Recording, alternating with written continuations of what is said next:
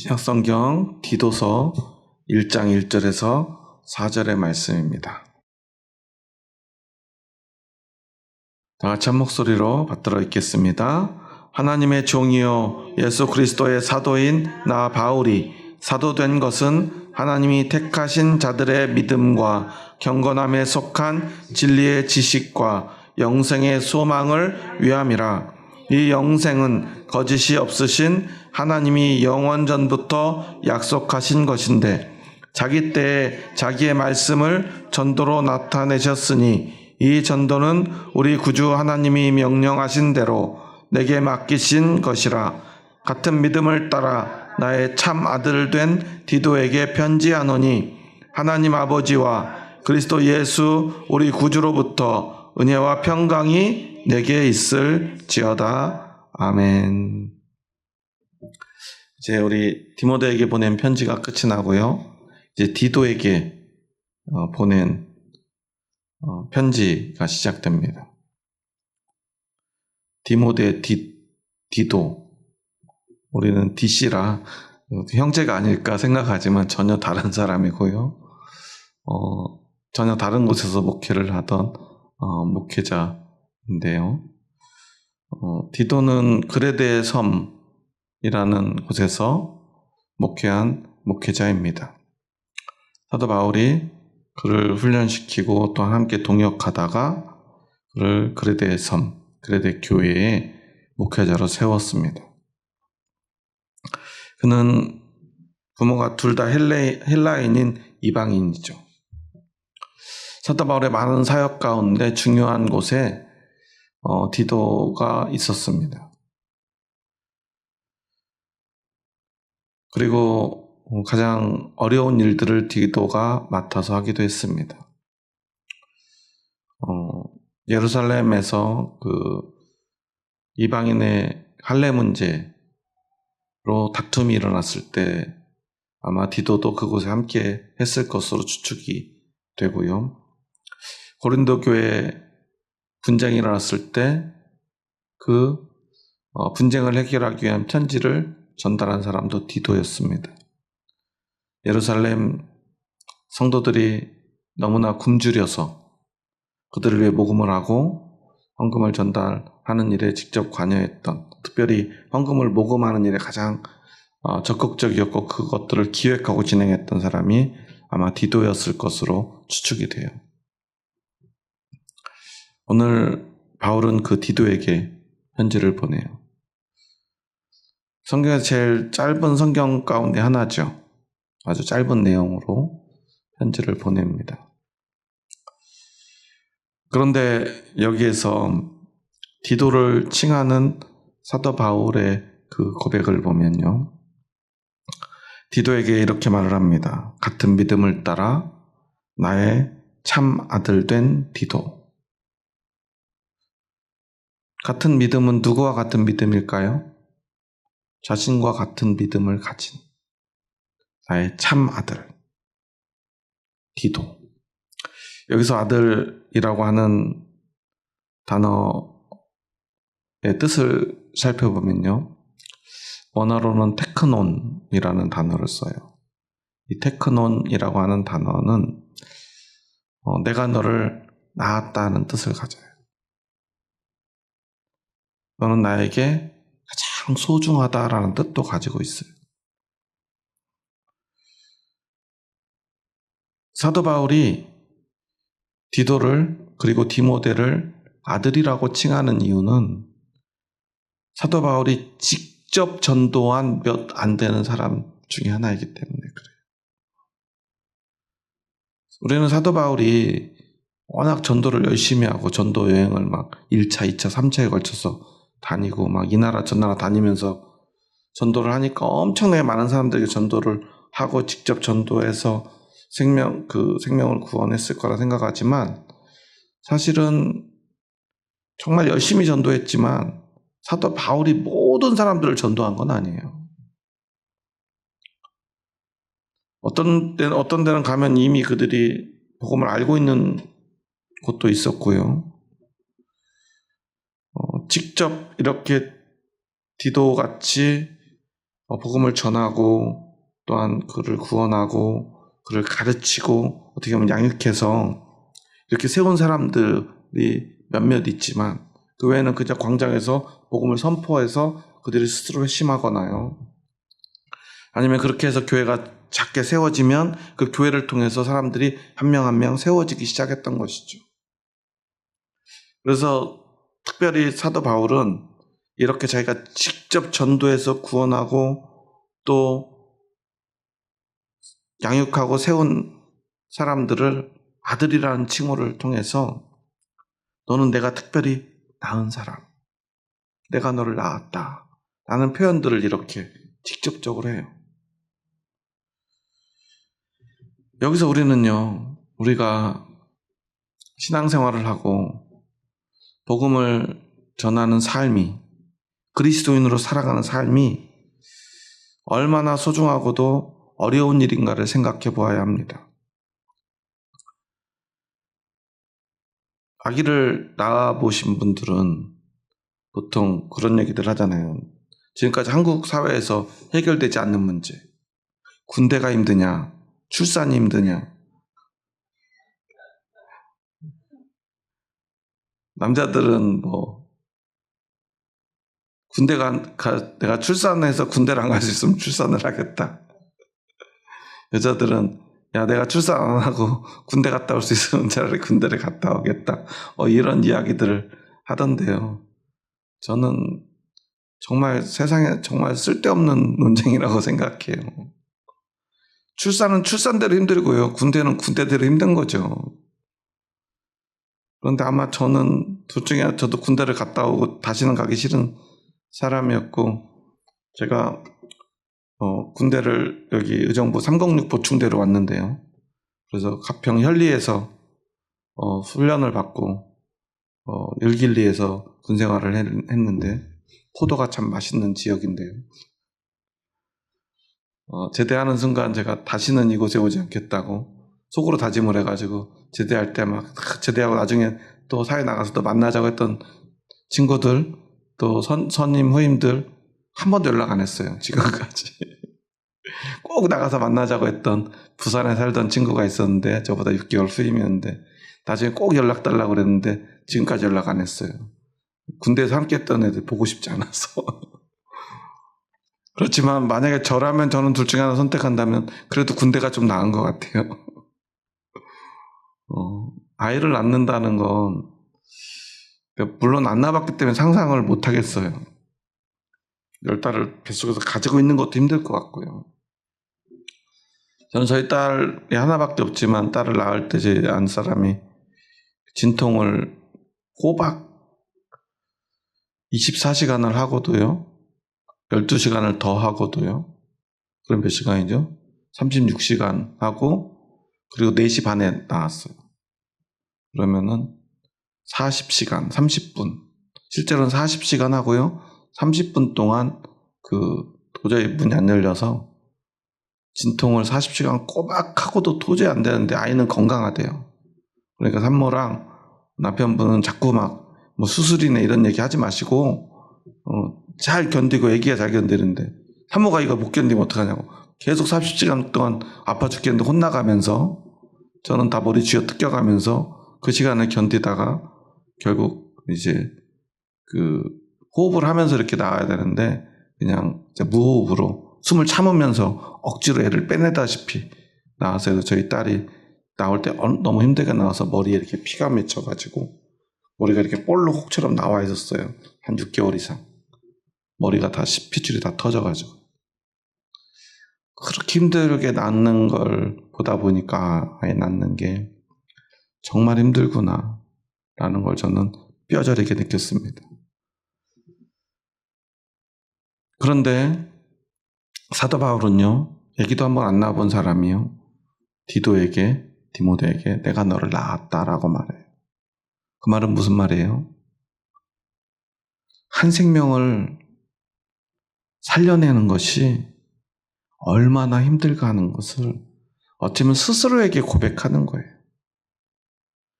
내가 너에게 복음을 전하고 네 영혼을 살리고 그러기 위해서 내가 마음으로 고통받고 조마조마하고 그것이 얼마나 힘들었는가. 그렇기 때문에 네가 얼마나 소중한가를 사도 바울은 이야기하는 거예요. 여러분, 많은 분들이 전도하는 거 너무 힘들어요. 전도만 하라고 안 시키면 교회 다닐만 하겠어요. 이런 얘기들 많이 해요. 교회에서. 특히나 전도를 강조하는, 우리나라에서 이 전도 제일 열심히 하는 교회 중에 하나인 주한장로교회에서 제 동기 목사님들 몇 명이 사역을 했는데 거기서 만들어진 게 총동원주일이거든요. 총동원주일이 모든 교회에 있지만 그거 원조가 주한장로교회예요. 거기 가면 거의 경마장을 방불케 해요. 얼마나 열심히 전도하는지요. 현황판이 어마어마해요. 그래가지고 교구별로 경쟁하고, 그래서 거기서 사역하는 목사님들도 1년에 한 번씩 있는, 가을에 있는 총동원주일 그 스트레스 때문에 머리가 다 빠진다고 그래요. 그런데 저는 한편으로, 물론 전도는 스트레스도 받고요, 힘든 일이에요. 오늘 사도 바울의 고백처럼 내가 너를 낳았다. 내가 너를 출산하듯이 그렇게 고통스러웠다. 말할 만큼 너무나 힘들고 어려운 일이죠. 그런데 그 의미가 조금 달라요. 하기 싫은데 억지로 하는 것 아니고요. 우리가 아이를 낳을 때 엄마가 낳기 싫은 거 억지로 낳는 엄마가 어디 있어요. 10달 동안 배불러서 그 아이가 얼마나 보고 싶습니까?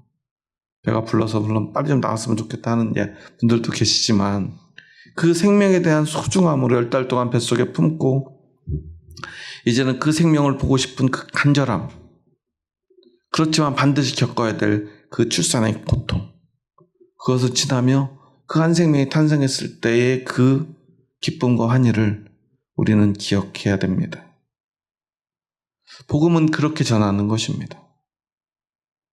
반드시 고통과 기쁨이, 환희가 공존하는 그 복음, 한 생명이 살아나는 그 순간들을 우리는 기억하며 복음을 전하는 것입니다. 하지만 그 생명이 너무나 작고 소중하기 때문에 우리는 온 힘을 다 쏟는 거고요. 어떤 고통이라도 감내하는 것이지. 목사님이 이번에 전도 몇 명 채우라고 이번에 우리 교구가 우리 구역이 1등 해야 되니까 해야 되는데 잘 안 돼가지고 스트레스 받는 거, 우리는 그렇게 전도해서는 안 돼요. 내가 정말 사랑하는 한 사람, 내가 알지 못하지만 왠지 이 사람에게 복음을 전해야 될 것 같은 강한 하나님의 강권이 있을 때 우리는요, 온 죽을 힘을 다해 내 생명을 그곳에 갈아 넣어서 한 생명을 살려내는 것이죠.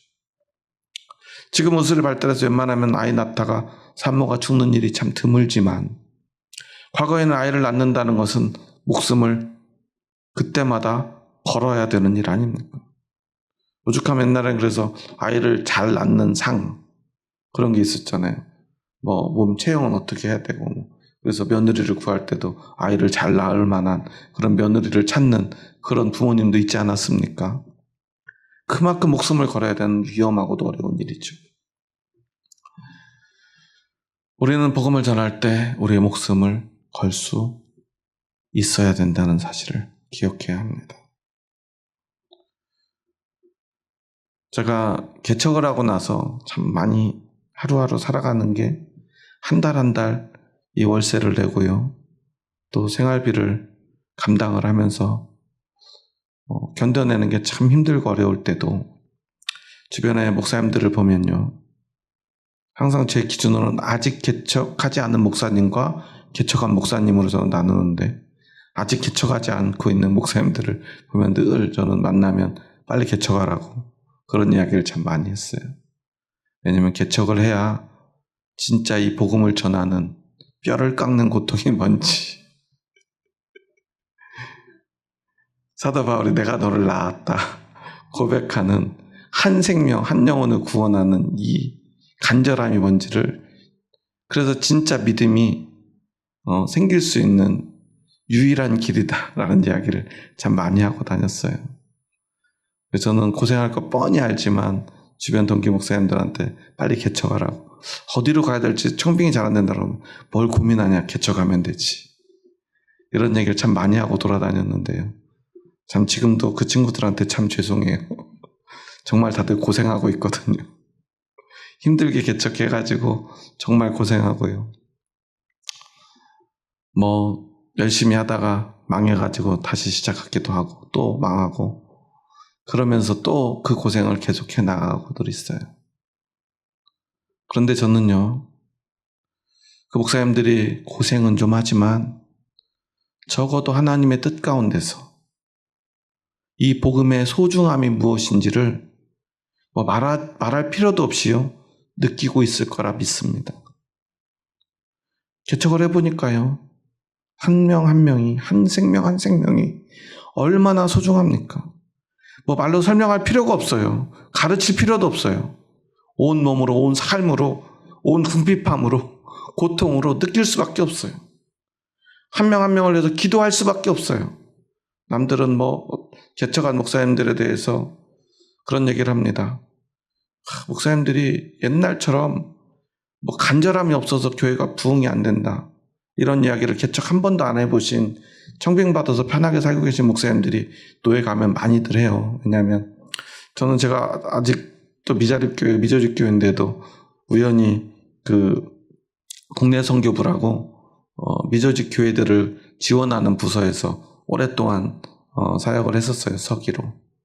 그러다 보니까 그곳에는 다 교회에서 내놓으라 하는 목사님들이 다 이제 부장님 또는 임원으로, 위원으로 활동을 하시면서 어떻게 도와줄지를 얘기하는데, 저만 우연히 이제 미조직 교회인데, 제가 그곳에 있으니까 다 그 목사님들도 제가 조직 교회인 줄 끝까지 알고 계세요.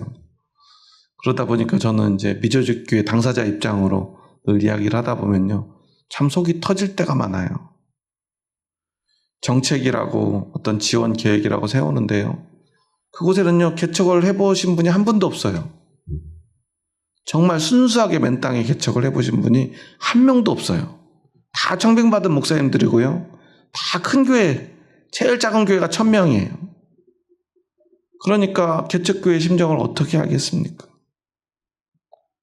그러니까 뭐라 그러냐면요, 왜 요즘 목사님들을 개척을 해놓고 저렇게 열심히 안 하고 교회에서 하루 종일 기도하고 나가서 하루 종일 전도하는데 왜 교회가 부흥이 안 되겠네요. 한 명이 들어오면 얼마나 소중하게 그 사람들을 붙들어야지, 나가면 나가고 들어오면 들어간다고 이렇게 생각을 하냐고 그래요. 여러분, 진짜 개척한 목사님이 그러겠어요? 나가면 나가고 들어오면 들어오는 사람을 가만둘 수밖에 없는 그 심정을 모르는 거예요. 요즘 교인들 막 억지로 붙들면 어때요? 다음에 꼭 오셔야 됩니다 이렇게 붙들면은 손을 이렇게 막 빼잖아요. 이 교회 안 되겠다, 도망가야지. 처음 왔는데 막 이렇게 세워서 축복성 부르고 그러면 다음 주에 또 안 보이잖아요. 왜 안 하고 싶겠어요? 요즘 성도님들이 그렇게 하면 다 도망가니까요. 못하는 거죠. 얼마나 목사님들은 그렇게 하고 싶겠어요. 한 생명을 그래도 세우고 교회로 정말 정착시키고 하려고 얼마나 애를 씁니까? 그래서 제가 개척한 목사님 중에 그런 목사님은 없을 겁니다. 그런 얘기를 제가 힘들게 많이 얘기를 해도요, 이해를 못해요. 지원하는데 너무 많이 주면 안 된대요. 배가 부르면 전도 안 한다고. 요즘 너무 편하니까 개척교회 목사님들이 열심히 안 해서 교회가 부흥이 안 되는 거래요. 개척을 안 해봤기 때문에 그런 얘기를 해요. 개척하는 목사님들은 절대 그런 얘기 안 해요. 내 눈에 볼 때 그분이 별로 불성실해 보여도요, 함부로 얘기 안 해요. 왜냐하면 다 그런 고통을 겪어봤으니까요. 목숨을 걸고 자신의 삶을 온전히 송두리째 교회에 걸고 복음을 전하는 사람들이 어떻게 적당히 하겠습니까? 때로는 가만히 기다리는 것조차, 막 붙잡고 싶어도 붙들지 못하는 것조차 이 해산의 고통과 같은 그 심정을 어떻게 안 해본 사람들이 알겠습니까? 예배를 많이 드리고 기도를 많이 하면 된다고 하지만 개척교회에서 어떻게 예배를 많이 드립니까? 사람이 없는데요. 저도요, 그런 마음으로 처음에는요,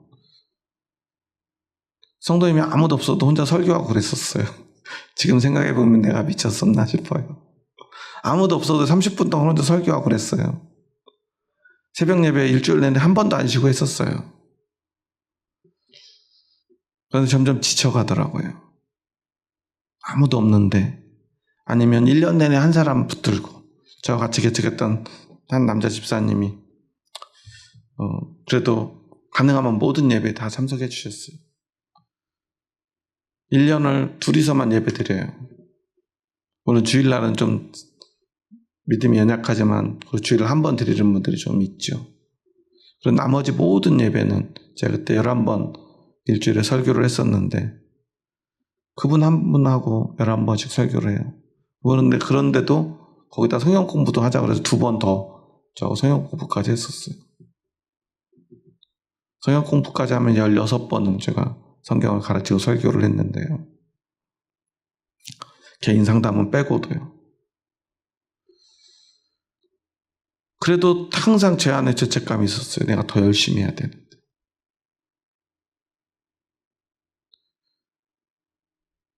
그래서 어느 날 그렇게 전도하고 또한 같이 예배 드리고 성경 공부하고 그러던 집사님이 교회를 떠난다고 그러는데 제가 붙잡지 못했어요. 떠나는 사정을 알았기 때문에.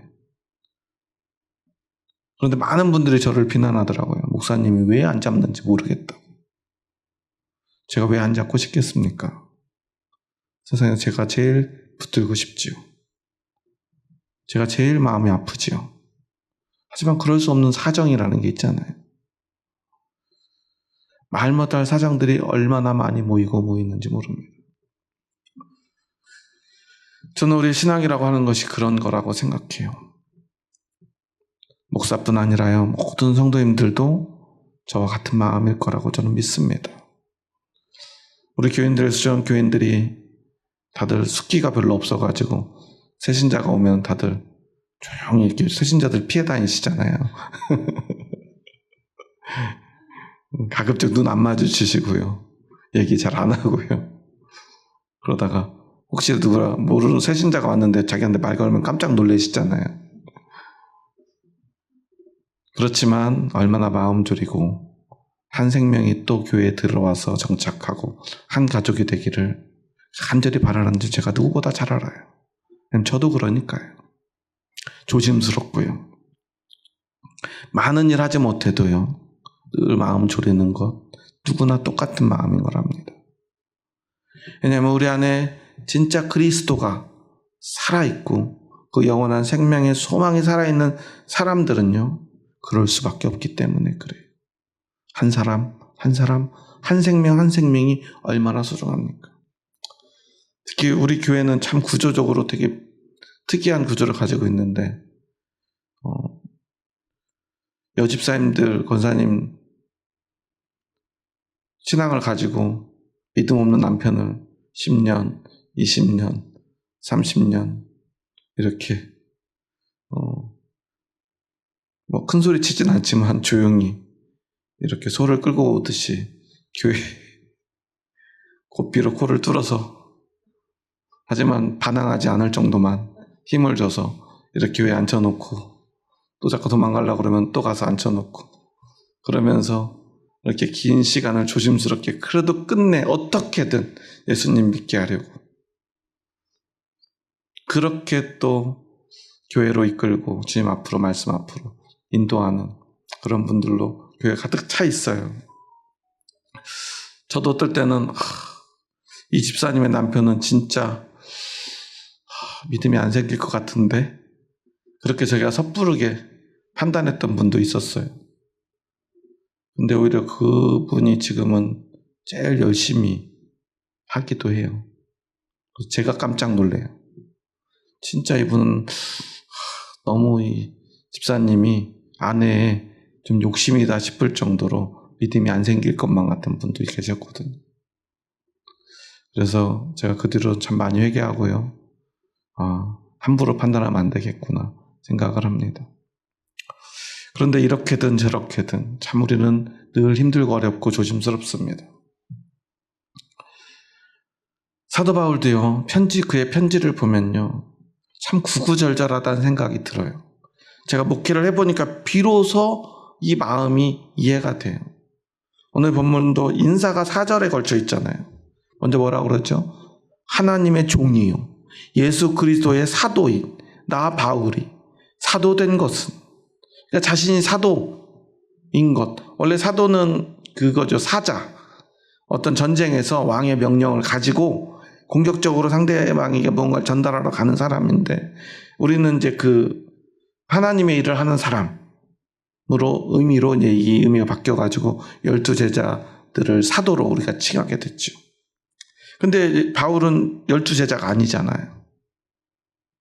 그러니까 사도와 같은 일을 자기가 감당해야 되고, 자신은 다메섹에서 환상 가운데 예수님을 만났기 때문에 스스로를 사도라고 말합니다. 예수님 만났으니까. 그래서 자신에 대한 이야기를 합니다. 나는 이런 사람입니다. 그러면서 하나님이 택하신 자들의 믿음과 경건에 속한 진리의 지식과 영생의 소망을 위함이라. 내가 사도된 것은 뭘 위함이에요? 하나님이 택하신 자들의 믿음과 경건에 속한 진리의 지식과 영생의 소망을 위함이라. 난 이것을 위해서. 그러니까 이것이 목회자들이 뭘 해야 하는지를 정확히, 자신이 무슨 일을 하는 사람인지를 이야기하는 거죠. 믿음. 그러니까 복음을 전해서 한 생명을 구원하고요, 경건함에 속한 진리의 지식을 전하고요, 영생의 소망으로 그들이 살아갈 수 있도록 그들을 권면하는 일을 그가 하고 있다는 거예요. 그러면서 이 영생에 대해서 다시 한번 이야기를 해요. 이 영생은 거짓이 없으신 하나님이 영원 전부터 약속하신 것이라고.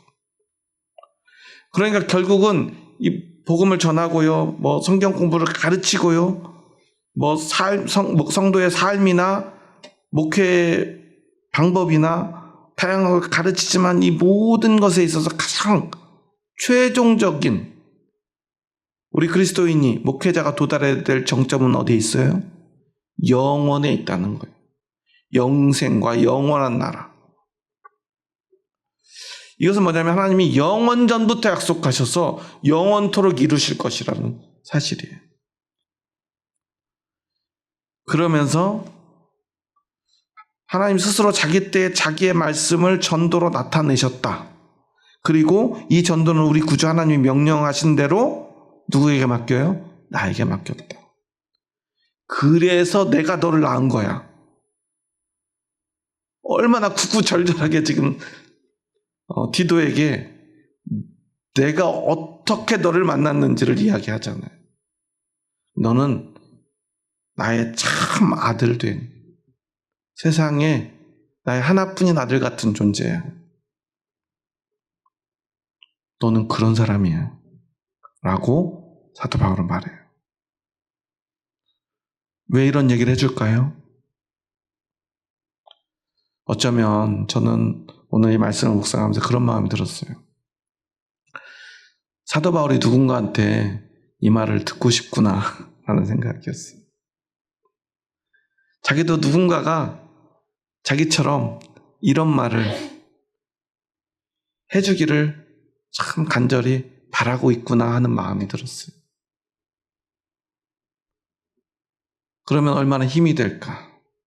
그래서 자기도요, 디도에게 그렇게 말해주고 있는 거예요. 내가 이렇게 간절함으로 너를 낳았어. 너에게 복음을 전했고 너를 키워냈고 네가 목회자 되어 있고, 나는 지금 세상에서 그래서 네가 제일 소중해. 나는 네가 잘할 거라고 믿어. 네가 뭘 하든 그것이 잘하는 거라고 나는 믿으니까 걱정하지 말고, 흔들리지 말고, 너 그 일을 너는 잘할 수 있으니까, 내가 뒤에 있으니까 걱정하지 말고 그냥 하면 돼. 그 이야기를 하고 싶은 거예요. 그래서 마지막에 뭐라고 말하죠? 우리 4절 말씀 다시 한번 읽어볼까요? 같은 믿음을 따라 나의 참 아들 된 디도에게 편지하노니 하나님 아버지와 그리스도 예수 우리 구주로부터 은혜와 평강이 내게 있을지어다. 그래, 그러니까 오직 너는 이 은혜와 평강으로만 살면 돼. 은혜는 뭐예요? 하나님이 다 해주시겠다는 거잖아요. 평강은 뭐예요? 그러니까 나는 걱정 없다는 거잖아요. 그러니까 너는 하나님이 해주실 거고 내가 뒤에 있고 나는 네가 잘할 걸 믿으니까 걱정하지 말고 그냥 해. 지금 그레데 교회는요, 이단의 도전으로요, 너무 골머리를 앓고 있어요. 이 정치적인 문제로요, 고통받고 있어요. 이 그레데라는 섬은요, 옛날부터 아주 로마를 골치 아프게 했던 섬이에요. 섬의 특성상 고립되어 있잖아요. 그렇기 때문에 굉장히 그들은 독립적인 나라 사람들이었어요. 그리고 독립국가였어요. 섬이었지만 하나의 독립된 국가로서 그들은 존재하고 있는데 로마의 공격을 받고 나라를 빼앗겼지만 그들은요, 섬의 특징상 로마 군인들을 쉽사리 막 계속해서 지속적으로 보내기 어려우니까요, 수시로 폭동이 일어나고요, 로마 군인들과 마찰을 일으키고 싸우고요, 또 독립하려고 그러고요, 또 진압당하고요, 또 싸우고요, 또 진압당하는 일들을 반복하고 있었어요. 그러니까 이 정치적인 문제에 교회도 휘둘릴 수밖에 없었고 휘말릴 수밖에 없었고요. 그 속에서 교회는 어떤 위치에 서야 되는지 참 어려운 상황이었어요. 마치 일제시대 때 우리나라에 세워졌던 교회의 모습, 신앙인의 모습과 되게 비슷해요. 그때 우리는 어떤 일을 당했죠? 신사참배를 강요당하고요, 신사참배하지 않는 교회에 대해서, 그리스도인들에 대해서 일본인들은 아주 골치 아파했어요. 일본의 제국주의가 제일 싫어했던 두 가지가 있어요. 그게 뭔지 아세요? 지금은 둘이 제일 싸우는 교회와 공산주의예요. 이 전체주의, 제국주의, 독재의 어떤 파시스트의 기질을 가지고 있는 국가들이 제일 싫어하는 두 가지가 교회와, 아니 정확히 말하면 자기들이 동조하지 않는 교회와 그 다음에 공산주의였어요. 1900년대 초반에요, 이 파시스트들이 제일 싫어하던 두 집단이에요. 제가 보네포에 대해서도 이야기했잖아요. 독일은 사실은 독일 제국교회 등 그 신앙 고백을 등에 업고 그들은 그 일들을 진행해 나갔지만, 그렇지만 참 그리스도인들, 저항하는 지하교회들 때문에 그들은 제일 골치 아파했어요. 그리고 그들이 가장 먼저 숙청했던 대상은 공산주의자들이었어요. 그래서 그때 당시에는요, 공산주의자들과 교회가요, 사실은 지금은 상상할 수도 없지만 굉장히 가깝고 손잡고 있던 경우가 많았어요. 우리 독립운동가들 중에는요, 공산주의자와 기독교인들이 함께 가까이서 손잡고 함께 그 독립운동의 사역을 감당했었던 때가 있었다는 사실이에요. 마찬가지로 이 그레데 섬에는요, 그런 정치적인 혼란이 함께하고 있었어요. 그래 디도가 얼마나 괴로웠겠습니까? 그래서 바울은 이야기하는 거예요. 괜찮아. 잘하고 있어.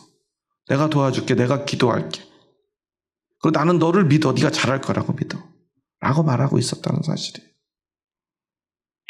그리고 이 관계는요, 교회 안에서 목회자와 성도들 간의 관계 속에서도 그대로 드러나야만 하는 아주 우리에게 중요한 메시지임을 우리는 기억해야 돼요.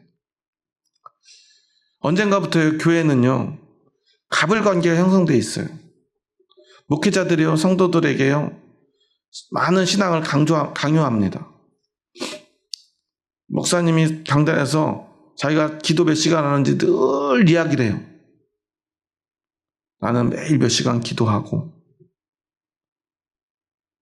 큰 소리로 기도하고 방언으로 기도하고 내가 매일 하루도 안 빼놓고 성도들 이름을 다 부르면서 기도하고 나는 성도들의 모든 기도 제목을 알고 있고. 그 말을 듣는 성도님들은 어떤 마음이 들죠? 기도 열심히 해야 되겠다. 참 신앙생활 잘해야 되겠다. 그러지 않아요. 성도님들은요, 대부분 목사님 앞에서요, 고양이 앞에 쥐가 돼요. 왜냐하면 직장생활하고 가정 살림하고 있는 성도님들이 목사님만큼 어떻게 기도합니까? 아무리 열심히 해도. 그러지 않아요. 그럼 목사님보다 더 열심히 기도하는 분, 아주 극소수의 권사님들 몇 분 빼놓고는요, 항상 기도에 빚진 자가 돼요. 성경이 말하는 기도에 비친 자가 아니라 목사님께 비친 자가 되는 거예요. 그러니까 목사님 보면 항상 우리 성도님들은 고개를 어떻게 해요? 눈을 마주쳐요? 못 마주쳐요? 못 마주치죠. 왜요? 부끄러우니까요. 그걸 뭐라고 그러죠? 죄책감이라고 그래요. 예배를 늘 강조합니다. 강조해야죠. 그런데 어떻게 성도가 모든 예배에 다 나옵니까? 그런데 한 번이라도 빠지면 목사님 보면 고개를 숙이고 눈을 피해야죠. 특히나 장로님이 될 예정이가 장로님이 되신 분인데 새벽 예배 빠지거나 수요예배나 금요철에 한 번이라도 빠지는 분들은 어떻게 돼요? 강단에서 목사님이 중직자들은 예배에 절대 빠지시면 안 됩니다. 이러면 어떻게 돼요?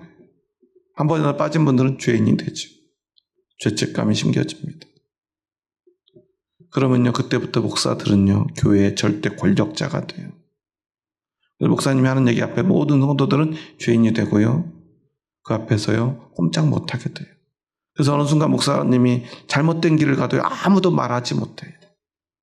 왜냐하면 죄책감이 오랫동안 지속적으로 심겨졌기 때문에. 전도하라고 그럽니다. 그래서 연말 되면 전도 시상을 해요. 시상하시는 분들은 예전에 제가 진돗개 전도아인가요? 그분을 모시고 한번 전도 집회했는데 막 몇백 명씩 막 어떨 땐 몇천 명씩 전도를 해요, 그분은. 그런 분 연말에 목사님이 그러면 전도왕 시상해 주실 거 아니에요? 그러면 그분 빼놓고 나머지는 다 뭐가 돼요? 죄인이 돼요. 나는 왜 전도를 못할까? 천국에 나는 상급이 하나도 없이 나는 초가집에서 빈대 많은 집에서 살아야 되겠나? 이런 생각을 한다는 말이에요. 여러분, 그게 신앙일까요? 신앙은 그런 게 아니에요. 눈으로 보이게 잘하든 잘 못하든 그 안에 예수 그리스도의 복음이 살아있음을 믿고요, 하나님의 은혜와 평강이 넘치는 삶을 살도록 목회자는요, 지지해줘야만 해요. 자기가 자신의 믿음을 전해줬잖아요, 성도님들에게. 사도 바울은 뭐라고 그러죠? 같은 믿음을 따라 나의 참 아들 된 디도에게 라고 말하잖아요. 그럼 목사는요, 성도님들에게 죄책감을 심어주는 게 아니라 나와 같은 믿음을 가지고 있는 여러분들이 얼마나 소중합니까? 여러분들은 나에게 내가 배 아파 낳은 내 그 고통 가운데서 내가 낳은 내 아들들입니다. 그러니 여러분들은 잘할 거라고 나는 믿습니다. 여러분한테는 예수님의 생명이, 영원한 생명의 소망이, 하나님의 은총이 살아있기에 여러분은 한 생명을 살려낼 수 있는 사람입니다. 그런데요, 여러분 생각해 보세요. 지금에 좀 덜하지만 옛날에 새댁이 결혼해가지고 1년, 2년 애를 못 낳으면 어떻게 돼요? 죄인이 되죠. 애도 못 낳는 죄인. 애기 낳기 싫어서 그래요? 뭐 죄를 지어서 그래요? 아니잖아요. 어떻게 그런지 아무도 모르잖아요. 왜 그런지. 교회도 마찬가지예요. 우리 신앙도. 집사님이, 권사님이 믿음이 있다고 남편이 다 교회 잘 다니나요? 신앙이 좋아지나요? 엄마가 믿음이 좋으면 아이들도 신앙이 좋던가요? 그러면 성경에는 그렇게 많은 좋은 왕들 밑에 그렇게 나쁜 왕이 나옵니까? 그 아들들은 왜 그럽니까? 할 수 없는 거잖아요. 그러면 왜 권사님은 남편 한 명도 제대로 전도 못합니까? 아들, 딸들 요즘 교회도 안 나오고 뭐 하시는 겁니까? 혼내면요, 목회자는 목회가 편해져요. 모두를 죄인으로 만들어서 마음대로 조종할 수 있게 돼요. 그럼 목사는요, 교회에서 왕이 됩니다. 하나님의 자리에 앉을 수 있어요. 하지만 목사는 그래서는 안 됩니다. 사도 바울과 같이 해야 합니다. 사도 바울은요, 자기의 권한과 권리를 함부로 얘기하지 않아요. 자신을 자랑하지 않아요. 오히려 그들을 위로합니다. 힘을 줍니다. 인정해주고요, 기다려줍니다. 할 수 있을 거라 말해줍니다. 왜냐하면 자기도 얼마나 어렵게 순간순간 두렵고 떨림으로 그 일을 해내는지 모르기 때문입니다. 얼마나 간절합니까? 디도도 그럴 거라고 믿어줍니다. 그리고 함께합니다. 격려합니다. 그럴 때 스스로 한 생명을 위해 자신처럼 참 아들 한 명을 낳기 위해 그들도 목숨을 바칠 것입니다. 모두가 바울처럼 수많은 교회를 세울 수는 없습니다. 한 교회 사역하기도 벅찹니다. 하지만 그것이 잘못되었다고 말하지 않습니다. 괜찮다, 잘하고 있다 말합니다. 그것이 바로 하나님의 진짜 은혜입니다. 그리고 그때 비로소 모두에게 평강이 임합니다. 여러분, 여러분의 믿음을 여러분 소중히 여기시기 바랍니다. 잘하고 못하고는 중요하지 않아요. 몇 명을 전도했느냐도 중요하지 않아요. 지금 내가 얼마큼 신앙에 성장했느냐도 중요하지 않아요. 여러분들에게는 저와 같은 믿음이 있습니다. 그리고 우리는 우리가 서로에게 우리와 같은 믿음이 있음을 믿어줘야 합니다. 그리고 서로를 소중히 여겨줘야 합니다. 그래도 너무나 힘든 세상입니다. 너무나 힘든 삶입니다. 너무나 힘든 믿음의 여정입니다. 누군가가 함부로 말할 수 있는 인생이 믿음이 아니라는 사실이에요. 그런데 너무나 많은 목사님들이 그것을 함부로 말합니다. 성도들을요, 죄책감만 가득한 사람들로 바보처럼 만들어냅니다. 스스로 판단하고 그 믿음의 삶을 살아낼 믿음의 여정을 감당할 참 아들로 만들지 않습니다. 자신의 노예와 종처럼 여깁니다. 그래서 교회가 망가져가고 있는 것.